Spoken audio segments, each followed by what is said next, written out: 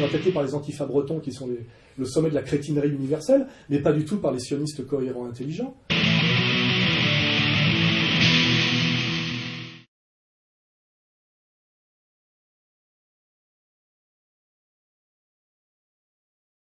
J'avais, il y a quelques années, je crois que c'est en 2003, écrit un texte sur j'appelais communautarisme de domination et communautarisme de séparation. Je disais bien que la communauté juive organisée était dans une logique communautaire de domination. On le voit avec le dîner du CRIF, on le voit de plus en plus, on le voit avec la question palestinienne, on le voit avec récemment la convocation du patron de France 2 à l'ambassade d'Israël à la demande de M. Prasquier, patron du CRIF, qui représente, je vous le rappelle, 1/6 d'une communauté qui représente 1% de la population française. Donc il faut se poser les questions de la légitimité démocratique, et puis du dysfonctionnement républicain, d'associations communautaires, se réclamant d'une religion et d'un État étranger. Enfin, c'est la totale, hein, au niveau des contradictions. Voilà. Et j'avais dit, les Asiatiques de France, qui sont essentiellement des Vietnamiens, et d'ailleurs souvent des Sino-Vietnamiens, parce que les Vietnamiens qui sont en France étaient souvent la diaspora commerçante vietnamienne, qui ont pu venir en France quand le Vietnam a basculé dans le socialisme, parce qu'ils en avaient les moyens et les réseaux. Bon, y a une communauté donc assez puissante, on va dire asiatique en France, mais qui est très discrète et qui réussit. C'est-à-dire c'est le contraire finalement du communautarisme représenté par le PIR, qui est une escroquerie parce qu'il se présente comme un communautarisme maghrébo-africain, comme si d'ailleurs il y avait un lien entre les arabo-berbères et les Africains. Pour vérifier qu'il n'y en a aucun, il suffit de voir ce qui se passe en ce moment en Libye. Hein. Quand on voit les types d'Al-Qaïda massacrer et assassiner les Noirs au faciès que Kadhafi faisait travailler, hein, permettait de vivre. Hein, voilà. Donc déjà, cette escroquerie d'associer dans l'antiracisme, finalement, l'antiracisme BHL et l'antiracisme Julien Drey, qui est celui finalement que valide le PIR, qui est d'associer les Maghrébins et les Africains. Il n'y a pas de rapport entre les Maghrébins et les Africains. Il y a un racisme exactement entre Maghrébins et Africains. Il y a eu aussi un esclavage arabo-musulman et maghrébin des Africains. Donc je veux dire, les Maghrébins n'ont pas à défendre les Africains face aux Français. Ça n'a aucun sens. Hein. Enfin, là, je remets des choses à l'endroit. Hein. Donc voilà, il y a par contre une cohérence, pour revenir au sujet du communautarisme asiatique, qui est, je dirais, un communautarisme de séparation. C'est-à-dire qu'en fait, il n'emmerde pas les Français, jamais de communautarisme victimaire, et il ne nous reproche pas la colonisation de l'Indochine, jamais. Ils réussissent en France économiquement, ils ne posent pas de problème de délinquance, ce qui fait qu'il n'y a aucun racisme anti-vietnamien, anti-asiatique en France. On le voit. Donc les autres pourraient se poser des questions sur leurs échecs, parce qu'en dernière instance, on peut dire ce qu'on veut sur le communautarisme, comment on peut dire, maghrébin. Ce qu'on peut remarquer, c'est leur échec intégral en tant que communauté, qui est la communauté la plus dominée, la plus mal vue, la moins bien intégrée, c'est-à-dire qu'il y a le moins de diplômés, mais le plus de monde en prison. Donc de toute façon, à un moment donné, il faut se poser la question de l'échec récurrent. On ne peut pas toujours reprocher aux autres ses propres échecs. Il y a forcément une part de responsabilité. Et puis de toute façon, cet échec, c'est le perdant qui le porte en dernière instance. Hein. Donc c'est lui qui paye. Voilà. Ce sont les Français d'origine immigrée qui payent pour le travail qu'a fait SOS Racisme et que prolonge aujourd'hui le PIR. Hein. Voilà. C'est eux qui payent. C'est eux les victimes, quoi qu'il arrive. C'est ça qu'il faut comprendre.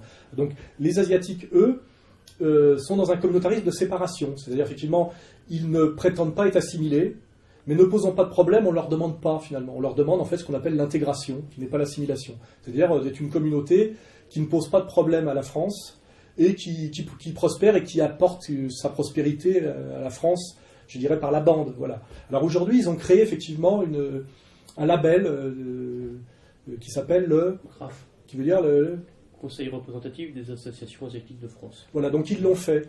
Mais c'est ni un communautarisme, comment dirais-je, victimaire comme celui du PIR sur le modèle SOS Racisme, ni un communautarisme de domination comme celui du CRIF, qui exige que l'État français se soumette entièrement aux intérêts d'Israël. Hein, c'est clair et net. Voilà. C'est un autre communautarisme. Voilà. Et une fois que j'ai dit ça, c'est un constat, voyons voir ce qu'ils vont demander demain et ce qu'ils vont faire. Ce qui est sûr, c'est qu'ils n'exigent pas la repentance, ils n'en ont pas besoin, ils n'exigent pas de réparation, hein, ni l'un ni l'autre. Et alors, une des explications que j'ai, parce que j'ai réfléchi au sujet, c'est que pourquoi y a-t-il ce terrible malaise, on va dire, du communautarisme maghrébin, alors qu'il n'y a pas de malaise dans l'expression du communautarisme vietnamien. Je pense que ça vient du mensonge de la décolonisation. La décolonisation est un mensonge aussi gros que le mensonge de la colonisation. Tout ça est expliqué dans mon livre « Comprendre l'Empire ». En réalité, pourquoi les Franco-Vietnamiens ne sont pas agressifs envers la France et ne sont pas revanchards et pas aigres et pas pleurnichards? C'est parce qu'en fait, ils ont gagné leur guerre de décolonisation. Ils ont gagné à Dien Bien Phu, ils ont gagné militairement, ils se sont libérés eux-mêmes.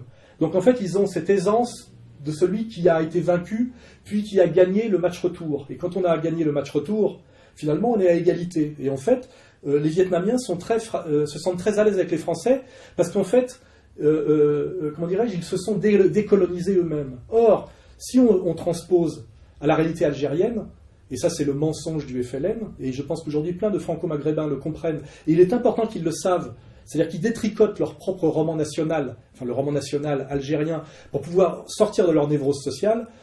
Les Français, l'État français a gagné la guerre d'Algérie. La bataille d'Alger a été gagnée par l'armée française. Et en fait, le FLN a perdu la bataille militaire de décolonisation.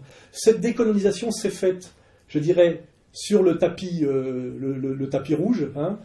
Ça a été une négociation en haut lieu entre les élites, on va dire capitalistes françaises, et les élites algériennes qui ont usurpé la victoire du FLN, qui n'était pas une victoire militaire. Donc en fait, ça a été un consensus politique malhonnête, qui est en fait le prolongement, finalement, de la colonisation sous un autre mode qui s'appelle la France-Afrique et ses corollaires, recouvert par un mensonge qui est le mensonge de la victoire du FLN et le mensonge de la décolonisation. Et en fait, ce mensonge qui est ignoré au niveau verbal et objectif, mais qui est ressenti profondément par les Maghrébins de France, ils n'ont jamais gagné. En fait, ils sont en réalité, au niveau collectif et historique, des éternels perdants.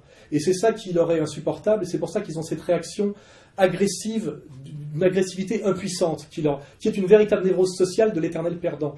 Car je reprends la phrase de Dortiguer, un peuple colonisé est d'abord un peuple colonisable. Et en la réalité, c'est que les peuples du Maghreb sont des éternels colonisés. Ils n'ont jamais connu l'indépendance. Ils ont été sous la domination romaine, sous la domination turque, sous la domination française. Aujourd'hui, on le voit le Maroc, ils sont sous la domination juive.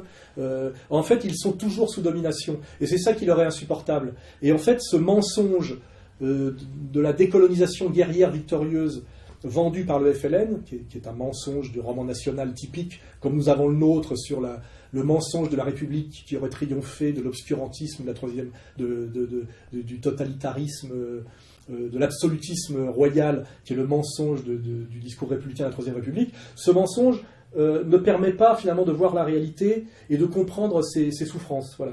Et je pense que c'est toute la différence entre comment dirais-je, la paix intérieure du Vietnamien français face aux Français, et cette colère, cette souffrance, souvent du Français d'origine maghrébine, et notamment algérienne. Voilà. C'est que finalement, effectivement, et c'est là où le pire a une petite ancrage dans la réalité, ils ne sont jamais sortis de la domination. Ils n'en sont jamais sortis. Voilà. Et c'est là-dessus que le pire joue, mais le pire s'en sert pour pleurnicher, finalement créer de la division en France, et ne permet pas les solutions de sortie. Les solutions de sortie, c'est un discours de vérité, et puis aller vers, comment dirais-je, comprendre la réalité du passé et aller vers l'avenir, plutôt que d'être dans le mensonge et le ressassage. Et le mensonge et le ressassage, c'est le discours, on le sait très bien, d'un autre type de communauté, et ça mène à la névrose, à la violence. On le sait très bien, ça mène à la paranoïa, à l'hystérie, et à la schizophrénie. Et là, j'ai parlé de tout ça bien avant, je ne vais pas revenir là-dessus, mais c'est là qu'on voit les ponts entre ces deux communautés, ces deux types de démarches, et qu'on voit d'ailleurs les relations hiérarchiques et la domination, je dirais, épistémologique de l'une sur l'autre. Parce qu'en fait, tout le matériel de l'une a été donné et imposé par l'autre, et amène finalement à la même chose. Malhonnêteté, malaise, agressivité, schizophrénie, paranoïa. Voilà. C'est pas la bonne solution. Les solutions, on en a. C'est soit le communautarisme de séparation honnête et assumé finalement des Asiatiques de France, soit la démarche de Kimi Seba, retourne au pays d'origine et à la fierté des origines, aussi par le retour à l'islam, mais pas un islam bricolé, comme je l'ai dit, racaille, qu'on est en train de nous vendre en ce moment, pour essayer de foutre la merde, soit l'intégration, je dirais, voilà. Comme moi, je suis savoyard, la Savoie a été rattachée à la France par une votation qui a été une escroquerie sur le long terme. Je pourrais être un militant séparatiste savoisien, mais bon, plutôt que de m'engager dans des combats inutiles et qui ne regardent que le passé, je comprends l'histoire et je vais vers l'avenir parce que cette vision du monde me permet à moi quelque chose de très important qui est mon épanouissement, ma réussite, mon bonheur et le bonheur de mes proches. Et c'est ça la question qu'il faut poser. C'est à quoi mène toute cette merde, notamment proposée par le pire, à l'échec, voilà. Et qui a intérêt à l'échec des populations françaises d'origine immigrée? Qui y a intérêt? Voilà, c'est ça la question qu'il faut poser.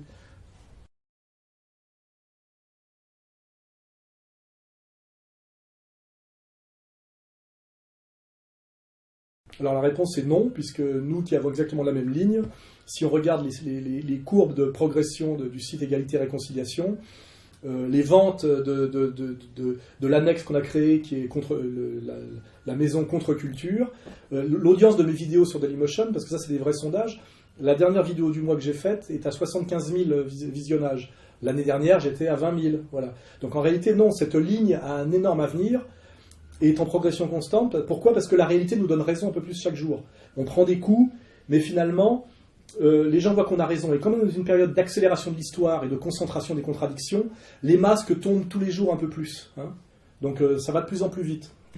Et en réalité, l'échec de Flash, dont je ne me réjouis pas, est simplement dû au fait qu'à un moment donné, il y a eu un poupouch interne qui m'ont tourné le dos et qu'ils ont choisi, ils ont pensé qu'en me tournant le dos, au lieu d'être attelés à Égalité et Réconciliation, ils seraient attelés au Front National et que ça augmenterait leurs adhésions.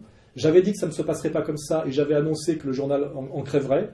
Je l'avais même dit dans quel délai. J'ai eu une fois de plus raison de A à Z. Voilà. C'est dommage parce que le jour où les gens de Flash m'ont tourné le dos et m'ont d'une certaine manière trahi les gens qui avaient mis leur énergie pour que ce journal se vende, puisque c'est nous qui faisions les abonnements, les ventes à la criée, enfin voilà. Le jour où ils nous ont trahis, ils se sont finalement suicidés. Voilà. Et donc, je dirais c'est dommage, mais la morale est sauve. Voilà. Et surtout, j'ai une fois de plus raison. C'est pour ça que je ne vais pas, comment dirais-je, je ne vais pas jubiler plus. Il n'y a pas de quoi. Voilà.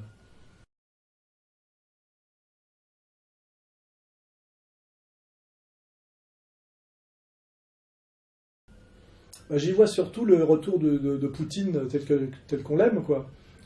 Parce que je pense que ça vient, voilà, sans la Russie poutinienne, tout ça n'est pas possible. Alors j'avais une grosse inquiétude, c'était que Medvedev se présente contre Poutine, et effectivement soit l'homme de la finance mondialiste, et fasse un peu ce que Balladur avait fait à Chirac. Il semblerait qu'il se retire, et que Poutine, effectivement, va être le nouveau président, et qu'il prendra Medvedev comme son Premier ministre. C'est-à-dire que réellement, le projet du départ serait respecté. Et donc je me réjouis, effectivement, je m'étais trompé d'ailleurs sur cette analyse, je m'en réjouis. Et on sent que c'est la Russie poutinienne qui revient, c'est-à-dire celle qui est beaucoup plus, comment dirais-je, guerrière que politicienne. Hein, voilà, on voit les personnalités de Medvedev et de Poutine. Et là, je crois qu'il se passe, grâce à Poutine, quelque chose qui malheureusement ne s'est pas passé avec la Libye. C'est-à-dire que Poutine n'a pas osé s'opposer à la destruction de la Libye par l'Empire, parce qu'il faut bien dire voilà ce qui est en train de se passer. Kadhafi avait réussi à faire de la Libye un pays prospère et socialiste, hein, un pays de plein emploi et de partage des richesses. Il avait sans doute des défauts, on peut lui reprocher son chirurgien esthétique, ses tenues vestimentaires, mais c'était un grand leader africain, et qui était un leader, je rappelle, socialiste. La Libye est un pays de paix, de plein emploi, il n'y avait pas d'ailleurs d'immigrés libyens en France, il n'y avait pas de réfugiés politiques tellement, etc. L'Empire a détruit ce pays de A à Z en y implantant la guerre civile, exactement comme il l'a fait dans l'ex-Yougoslavie, quand il a fallu détruire l'ancien glacis soviétique dans les années 90. C'était d'ailleurs les mêmes qui poussaient déjà à la roue. Hein. Bernard-Henri Lévy était déjà en pointe à l'époque. Et moi, qui étais au Parti communiste à l'époque, j'étais pro-serbe et je luttais contre le mensonge. Rappelez-vous les affiches de Kouchner, d'ailleurs, et de Médecins du Monde, où on voyait les Serbes, soi-disant identifiés à des nazis avec des miradors et des camps de concentration. C'est les mêmes salopards qui faisaient les mêmes saloperies à l'époque. Et là, on voit bien ce réseau judéo-sioniste que je montre du doigt. Il y a une constance et une continuité. Là, c'est toujours les mêmes, avec la même tactique, implanter des guerres civiles, mentir grâce à leur domination sur les médias et leur mainmise sur les élites politico-médiatiques, créer la guerre civile, détruire une entité qui fonctionnait, qui était insoumise à l'Empire, qui était la Libye de Kadhafi.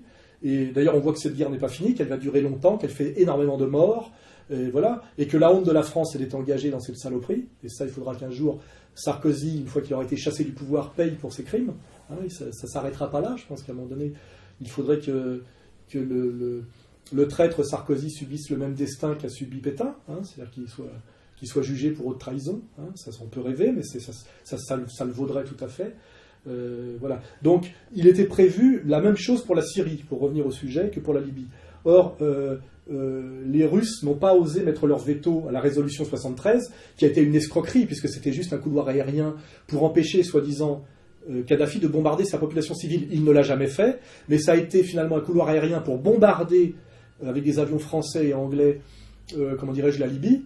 Donc cette résolution, là on voit que l'ONU est une vaste escroquerie, mais les Russes ont laissé faire. Alors ils ont dit après que ça avait été outrepassé, mais ils ont laissé faire. Une fois que c'est engagé, c'est trop tard. La Libye a été détruite, elle est dans une situation de guerre civile permanente. Kadhafi reprendra peut-être le pouvoir un jour ou l'autre, mais ça sera suite à un long bain de sang qui aura détruit le pays, toutes ses infrastructures. Il ne faut pas oublier qu'on détruit toutes les infrastructures, les systèmes d'irrigation qu'il avait mis en place. C'est-à-dire qu'on fait comme pour l'Irak, hein, on détruit tout ce que le leader politique avait fait pour faire retomber le pays à l'âge de pierre, en faire une zone de tension tribale permanente alimentée, en essayant juste de sécuriser les puits de pétrole pour piquer le pognon. Voilà, ça a été fait pour l'Irak, ça a été fait pour la Libye, toujours à cause à cause des mêmes, hein, le réseau judéo-sioniste français, hein, avec sa vision du monde, très généreuse, très humaniste et très pacifique. Et là, la Syrie, ça devait être fait demain, avec les mêmes mensonges. Je suis allé en Syrie, je ne suis pas le seul à y être allé, ça se vérifie de plus en plus, il n'y a pas de guerre civile en Syrie. Il y a des petits groupes, on va dire wahhabo-salafistes, je sais bien qu'on n'aime pas que j'emploie le mot salafiste, mais on va dire saoudo-wahhabite, Al-Qaïda, on va dire, c'est-à-dire de l'islam guerrier sous contrôle impérial via l'Arabie Saoudite. Et là, les médiations, accord de Quincy, pétrodollars, hein, voilà, le dossier il est facile à rétablir, qui sont armés de l'étranger pour faire des provocations par des assassinats, des attaques, de postes de police, etc., pour créer des tensions en Syrie, qui est un pays effectivement compliqué et complexe comme tout le monde arabe, où il y a un État laïque incarné par une minorité alaouite, qui est une branche du chiisme, et qui est la famille Assad, qui permet cette paix civile entre diverses communautés, et qui est totalement admis pour ce qu'il est, c'est-à-dire très respecté pour ça, et totalement légitime dans son pays, quelles que soient les pesanteurs politiques et les oppositions traditionnelles. Et de l'extérieur sont armés des groupes armés pris chez les islamistes radicaux, pour essayer de faire péter le pays, cette tentative de déstabilisation extérieure du pays, accompagnée par tout un baratin politico-médiatique occidental, où on voit tous les salopards, les traîtres, les menteurs. On a épinglé récemment Malbruno, journaliste au Figaro, menteur professionnel, tous nos politiques. Enfin voilà, c'est ça qui est terrifiant, c'est la puissance de mensonges pour accompagner finalement une volonté de destruction impériale qui finalement intéresse deux entités, Wall Street et Israël. Hein. Et on verra que finalement, Wall Street et Israël, c'est peut-être deux entités qui ne sont pas si disjointes que ça, quand on fait l'analyse jusqu'au bout. Finalement, en haut, ça s'appelle l'Empire. Enfin, voilà.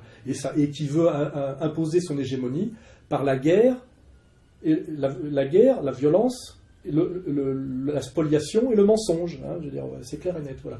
Et Poutine a dit non. La Libye, j'ai laissé faire, ou j'ai pas pu empêcher. La Syrie, non. Ce qui veut dire qu'on est bien dans une configuration où réellement, l'empire qu'on va appeler américain, mais on voit bien, on le verra par les manifs en ce moment, que l'empire américain a totalement échappé aux Américains et que c'est plutôt comme un asticot dans un fromage. C'est l'empire qui loge en Amérique comme il a pu loger ailleurs et qui rêve d'ailleurs de finir ailleurs qu'en Amérique. Il suffit d'écouter Attali pour le savoir. Cet empire américain ne peut être bloqué dans son désir d'hégémonie totale par la guerre, et la guerre ethno-religieuse, pour cacher quoi? Qu'il est en train de ruiner le monde par la finance spéculative de Wall Street, qui est une énorme arnaque que tout le monde est en train d'identifier en ce moment. Et pour échapper aux punitions et à la vision de cette arnaque, ils essaient de créer une guerre mondiale comment dirais-je, ethno-confessionnelle, hein, donc on voit bien cette stratégie qui nous rappelle peut-être d'une certaine manière l'entre-deux-guerres. Hein, voilà. On voit bien que finalement la seule puissance qui peut s'opposer à cette marche en avant, ce sont les Russes. Et on revient à cette analyse. Finalement, comme pendant la guerre froide, d'une certaine façon, les Russes vont se retrouver à un moment donné face aux Américains. Ils vont se retrouver... Parce que toute la guerre de contrôle, on va dire, de la Caspienne, etc., finalement, c'est une guerre qui terminera par une guerre américano-russe. Voilà. Et on est là. Et là, Poutine est en train de dire aux Russes, Poutine est en train de dire aux Américains, ça suffit. Enfin, à l'empire américain qui n'est pas américain, je l'ai démontré suffisamment, ça suffit, vous n'irez pas plus loin. Et les Américains, contrairement aux Russes, qui eux ont la possibilité de s'épanouir dans un monde multipolaire et de s'épanouir par une économie réelle de leur énergie, gaz, pétrole, peuvent se permettre la paix. Les Américains, l'Empire américain qui est en train de ruiner le monde et qui est lui-même ruiné par la finance fallacieuse de Wall Street, dont il faudrait étudier les origines, je dirais, profondément philosophiques et religieuses. Qu'est-ce qui permet à la finance, au capitalisme financier purement spéculatif d'exister? Il ne peut exister que dans le nomadisme, le cosmopolitisme, le mépris du réel, c'est-à-dire le mot supérieur à la chose, c'est-à-dire la toute-puissance du verbe, etc., le règne des mathématiques. Il faut essayer de comprendre l'environnement épistémologique, philosophique et religieux de ce capitalisme financier. Ça va bien au-delà d'une dénonciation d'un noyau dur communautaire. Ça va bien au-delà. Hein. C'est bien plus que ça encore. Hein. Voilà, c'est bon. Voilà. Donc effectivement, pour revenir au sujet, Poutine vient de dire aux Américains, on vous a laissé détruire la Libye, peut-être parce qu'ils ne pouvaient pas faire autrement, j'en sais rien. On ne vous laissera pas détruire la Syrie, qui est notre allié. Et voilà. Donc, comment vont répondre les Américains? On peut aussi extrapoler sur ce que vient de dire l'Iran à la Turquie, parce que la Turquie s'est retournée contre la Syrie. C'est pour ça que je me méfie, moi, des pays comme l'Égypte et la Turquie, qui promeuvent, de la communication antisioniste pour les masses. C'est-à-dire qu'ils ont fait des films très jolis, La Vallée des Loups, les autres, effectivement, font croire qu'effectivement, parce que le peuple est antisioniste, mais finalement, en haut lieu, est-ce que le pouvoir politique turc et le pouvoir égyptien sont si antisionistes que ça? Ça me paraît très douteux. Quand on voit la position, notamment de la Turquie en ce moment, qui est en train de poignarder dans le dos la Syrie à un moment très, très difficile. Et là, ce qui est intéressant, c'est que c'est l'Iran qui vient de rappeler la Turquie à l'ordre. Mais ce qui est très emmerdant, parce que finalement, il y avait une alliance qui avait été passée entre l'Iran, la Turquie, la Syrie, etc., qui était une vraie alliance intéressante pour justement l'émergence d'un monde multipolaire et une vraie résistance sérieuse à l'hégémonie de l'empire mondialiste, on va dire, américano-vétéro-testamentaire, et qui passe, je le dis, par la Troisième Guerre mondiale, hein, et que malheureusement, la Turquie vient de se montrer le maillon faible dans cette stratégie de résistance. Pourquoi Erdogan fait-il ça? Je n'en sais rien, mais il faut le noter. Il est en train de poignarder la Syrie dans le dos au plus mauvais moment. Par contre, j'ai fait remarquer que l'Iran est en train de le lui faire remarquer. Donc voilà, il y a une fidélité. Parce que moi, c'est comme ça que j'analyse. Hein, c'est par la cohérence des attitudes. Quand on a compris l'Empire, l'Iran est cohérent dans sa position anti-impériale, en ce moment, sur le dossier syrien, sur lequel on ne peut pas trop tricher. La Turquie ne l'est pas. Voilà, donc je n'ai pas la réponse pourquoi la Turquie fait-elle ça. Qu'est-ce qu'on lui a promis en échange? Pourquoi accepte-t-elle que l'OTAN mette des bases de missiles dans son pays en ce moment pour pouvoir attaquer militairement la Syrie? Quel jeu joue la Turquie? Voilà. Et est-ce que la Turquie, finalement, est si antisioniste que ça? Ou est-ce que, finalement, ce n'est pas un antisionisme de théâtre? C'est pour ça, d'ailleurs, qu'ils ont produit un certain nombre de films, La Vallée des Loups, etc., où on fait de l'antisionisme de théâtre, comme un peu en Égypte, alors qu'en réalité, derrière, on se rend compte avec ces révolutions arabes, qui sont des révolutions colorées, finalement les mêmes révolutions colorées qu'on a eues à l'époque pour dézinguer l'ancien glacis soviétique et faire finalement que les marches de l'Empire russe passent sous contrôle américain. On a finalement sur la longue distance, quand on parle de la Tunisie et de l'Égypte, on a plutôt l'impression que sur la longue durée, finalement on a été un peu les dupes de ces révolutions de jasmin. C'est toujours quand il y a des noms à la con comme ça, on voit tout de suite l'ombre de Soros se profiler, et qu'en fait finalement, qu'est-ce qu'est le pouvoir en Égypte? C'est quoi? L'armée et les frères musulmans, au service de quoi? Finalement d'un islam de marché américano-compatible. Et tout ça n'est peut-être pas expliquerait peut-être les réactions incroyablement douteuses de Tariq Ramadan sur son site, qui s'est félicité de la chute de la Libye et qui se félicite de la déstabilisation de la Syrie. Là, je pose les yeux dans les yeux la question à Tariq Ramadan. Que vas-tu faire dans cette galère, Tariq? Voilà. Explique-nous réellement quelle est ta vision du monde, finalement à quoi tu sers, et finalement comment se fait-il qu'un musulman comme toi soit finalement choisi comme représentant des musulmans de France finalement par le monde médiatique français, dont on sait par qui il est contrôlé, et pourquoi finalement ceux qui acceptent de te payer pour ton travail sont finalement les universités anglaises et finalement le monde anglo-saxon. Voilà. C'est peut-être que tout ça, que finalement il y a une cohérence. Il y a une cohérence dans tout ça. En tout cas, j'aimerais bien qu'on m'explique. Voilà, parce que moi, je vois des cohérences. Alors, on peut dire que c'est de la paranoïa, mais c'est vrai que la pensée systémique est forcément paranoïaque dans son essence, puisqu'elle établit des médiations et des liens causaux. Hein.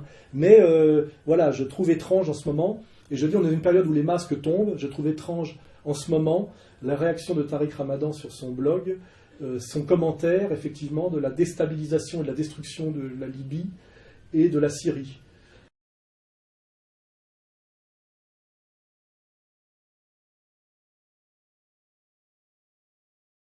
Déjà dire que les Américains ne sont pas un peuple qui se révolte, c'est absolument faux.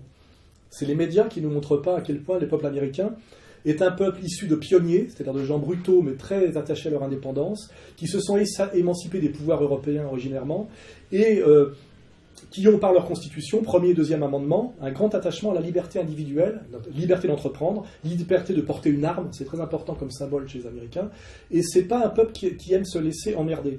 Par contre, ce qui est sûr, c'est que depuis les années Reagan, et ça, c'est un long processus que je décris dans mon livre et que je date à partir de la création de la Réserve fédérale américaine, c'est-à-dire la prise de pouvoir définitive des banquiers sur les citoyens américains, menace qui était annoncée dès Jefferson, hein.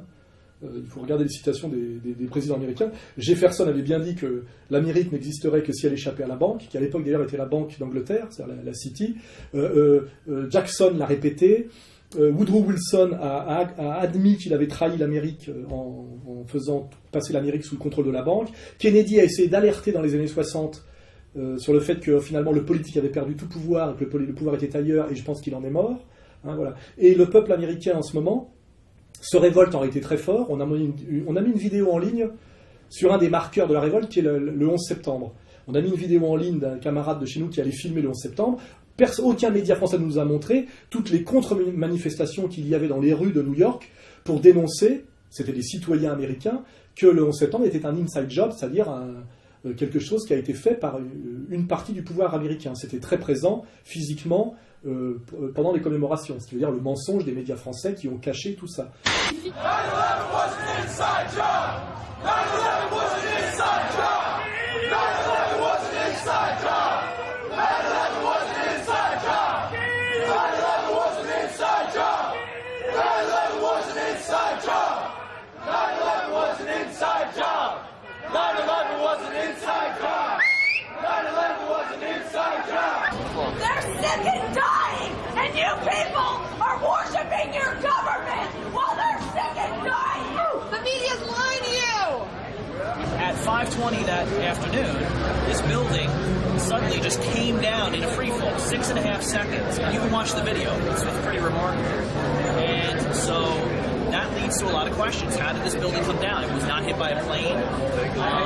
You know, it was the home of the FBI and CIA.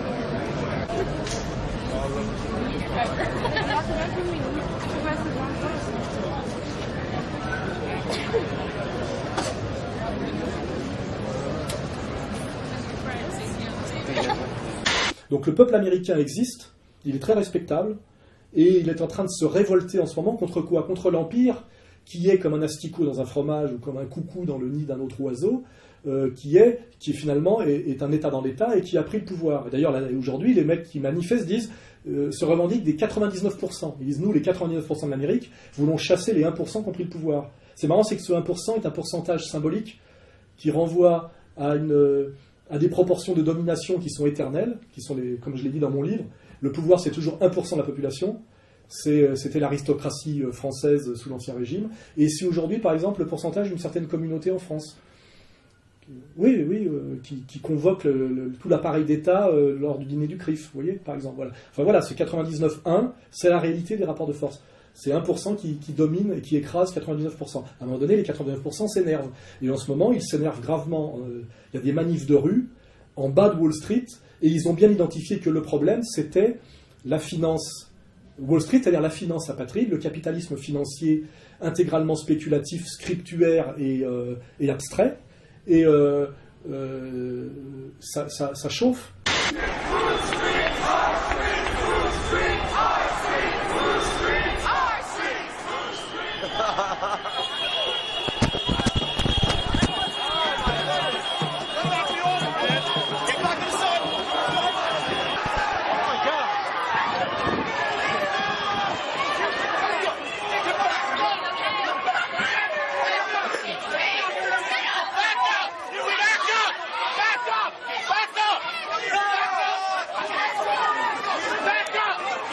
L'empire mondialiste qui est niché aux États-Unis mais qui n'est pas l'Amérique, qui essaye d'arriver à sa domination finale par quelque chose qui va ressembler à la Troisième Guerre mondiale et à un chaos généralisé, chaos guerrier et financier, hein, c'est les deux, finalement se voit soumis à une révolte qui est la pire pour lui, qui est la révolte du peuple américain. Parce que si le peuple américain chasse les maîtres de l'empire de l'Amérique, il se retrouve, je me permets de le dire, à poil et en race campagne. Ils se retrouvent pour ceux qui sont, c'est-à-dire une petite bande de menteurs et de spoliateurs lâches et cruels. Voilà.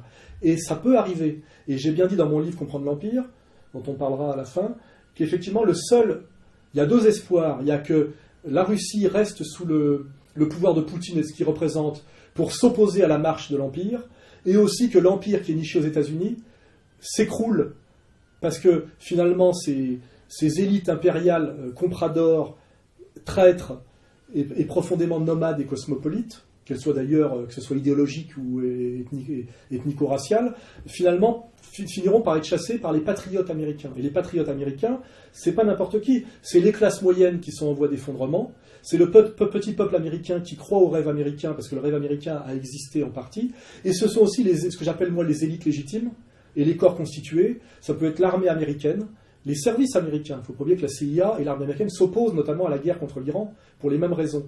Et que quand il y a l'alliance des classes moyennes et des élites légitimes patriotes, d'un seul coup, tout s'embrase parce que le peuple suit. Et là, d'un seul coup, on voit 1% d'escrocs et de salopards qui se retrouvent à poil en race campagne et dont le choix est de fuir très vite avant d'être mis à mort. Et ça est une possibilité, demain, effectivement, que l'Empire soit vaincu par là où il tient son pouvoir, puisque finalement l'Empire, c'est la brutalité anglo-saxonne de l'armée américaine et la fourberie vétérotestamentaire de la finance abstraite apatride. Hein. Et là, quand je dis ça, je délire pas. Hein. C'est l'alliance, et ça a commencé avec l'Angleterre. Hein. Cette union s'est faite en Angleterre au moment de la création de la City.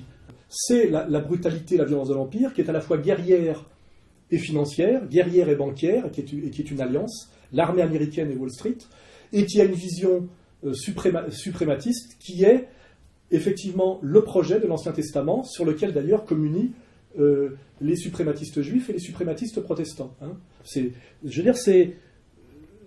Il suffit d'aller au texte, d'aller à l'histoire, et c'est absolument démontré. Et d'ailleurs, c'est non seulement démontré, mais revendiqué par la partie adverse, parce que quand je dis ça, je ne fais valider que les prétentions et les projets de cette alliance explicite qui revendique son pouvoir pour ce qu'il est, qui est l'alliance néoconservatrice des chrétiens sionistes, et qui explique tout ce qui se passe en ce moment sur la question palestinienne, l'ONU, les alliances, les allégeances, les déclarations incroyables.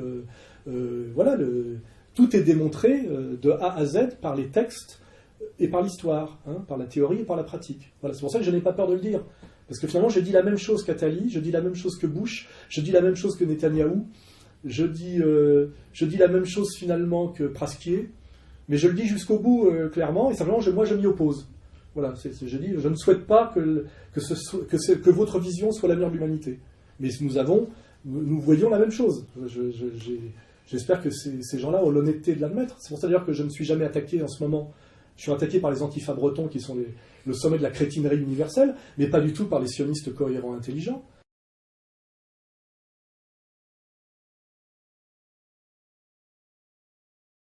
Pour résister à l'Empire, il faut constituer ce que j'appellerais un contre-empire. Mais un contre-empire qui est une alliance de circonstances pour lutter contre l'Empire, qui n'est pas une volonté hégémonique. C'est-à-dire que si Poutine gagne avec des alliances avec le Venezuela, l'Iran, la Syrie, peut-être même la Corée du Nord, j'en sais rien, ça ne fera pas un empire. Parce qu'il n'y a pas cette cohérence qu'il y a dans l'impérialisme judéo-protestant. Il n'y a pas cette cohérence, ça ne peut pas être un tout. Donc c'est pour ça que c'est sans danger, je dirais. C'est une coalition momentanée de résistance, exactement comme pendant la guerre. À un moment donné, les communistes et les maurassiens se mettent ensemble pour lutter contre l'occupation allemande. Il n'est pas possible qu'à la Libération, ils fusionnent. C'est pour ça d'ailleurs qu'à la Libération, De Gaulle, qui finalement arrive au pouvoir par ce moment de réconciliation nationale dû à un ennemi-tiers, est obligé de quitter le pouvoir parce que cette alliance ne peut pas fusionner une fois que le tiers qui la fondait, là il faut lire Carl Schmitt, s'en va. Les maurassiens redeviennent des maurassiens et les communistes des communistes. Vous voyez, enfin, la droite revient à la droite et la gauche revient à la gauche. C'est pour ça que, même c'est une remarque que je peux faire peut-être à Pierre Hillard, mais je veux dire, c'est une petite remarque, c'est que l'alliance contre-impériale de résistance à l'Empire n'est pas un empire alternatif. C'est réellement la possibilité d'un monde multipolaire, car il n'y a pas de possibilité, comme je l'ai dit, pour des raisons géographiques, historiques, religieuses, épistémologiques, géopolitiques, que d'un seul coup, une fois que Poutine aura dominé, vaincu l'empire mondialiste qui se sera écroulé sous le poids de ses contradictions, chassé par le peuple américain, tout ce que vous voulez, que d'un seul coup, Poutine impose sa loi au Venezuela, à l'Iran, etc. C'est pas possible. D'ailleurs, quand l'URSS soutenait les luttes anti-impérialistes, que ce soit le Vietnam ou Cuba, Cuba n'est pas devenu un État soviétique, ni le Vietnam. Finalement, le Vietnam est vietnamien et le Cuba est cubain. Donc c'était pas, on va dire, voilà, c'est pas le même impérialisme, c'est réellement un contre-impérialisme. Mais pour ça, effectivement, il faut des unions sacrées.